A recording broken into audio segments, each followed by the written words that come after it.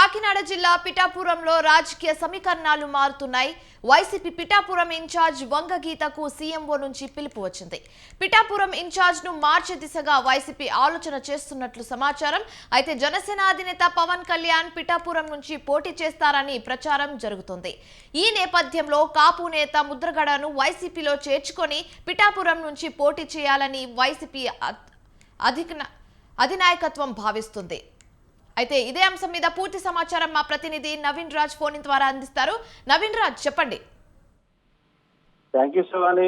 కాకినాడ జిల్లాలో అయితే కనుక రాజకీయ సమీకరణాలు వేగంగా మారుతున్నాయని చెప్పొచ్చు. ముఖ్యంగా చూస్తే పిఠాపురం నియోజకవర్గంలో రాజకీయ పరిణామాలు వేడెక్కించే పరిస్థితులు అయితే కనిపిస్తున్నాయి. అటు అధికార పార్టీ వైసీపీతో పాటు జనసేన మా అధినేత పవన్ కళ్యాణ్ పిఠాపురం నుంచి పోటీ చేస్తారనే విషయంలో అయితే కనుక వైసీపీ వ్యూహాత్మకంగా అడుగులు వేస్తున్నట్లు తెలుస్తుంది. అలాగే జగన్మోహన్ రెడ్డి అటు పవన్ కళ్యాణ్ కి అయితే చెక్ చెప్పేందుకు వ్యూహాత్మకంగా పావులు కదుపుతున్నట్లుగా అయితే తెలుస్తుంది. ముఖ్యంగా చూస్తే పిఠాపురం నియోజకవర్గానికి సంబంధించి ఇన్ఛార్జిగా ఎంపీ వంగ గీత అయితే ఉన్నారు.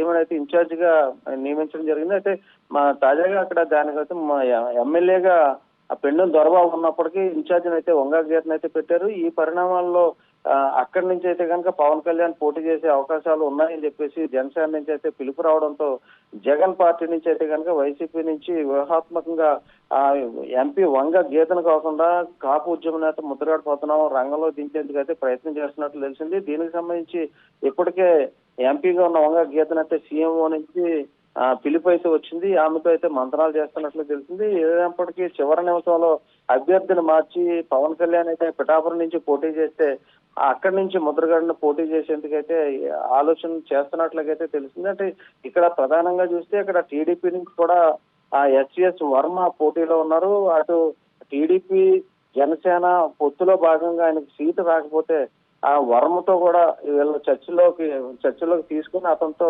మాట్లాడి అవసరమైతే వైసీపీలోకి వర్మను కూడా చేర్చుకునేందుకైతే ప్రయత్నం జరుగుతుంది. అంటే ఏదేమైనప్పటికీ పవన్ కళ్యాణ్ ని ఇరుకును పెట్టేందుకు అతనికి చెక్ చెప్పేందుకు వైసీపీ అయితే ప్రయత్నాలు చేస్తున్నట్లుగా సమాచారం అవుతుంది. అధికారికంగా అటు జనసేన పార్టీ నుంచి కానీ ఇటు వైసీపీ నుంచి కానీ ఎటువంటి ఆదేశాలు కానీ డైరెక్షన్స్ కానీ అధికారికంగా రాలేనప్పటికీ ఇది వ్యూహాత్మకంగా ఈ చర్చలు జరుగుతున్నాయి అనేది మాత్రం ఇది ప్రచారం జరుగుతుంది. Shivani. Right, thank you Naveen Raj.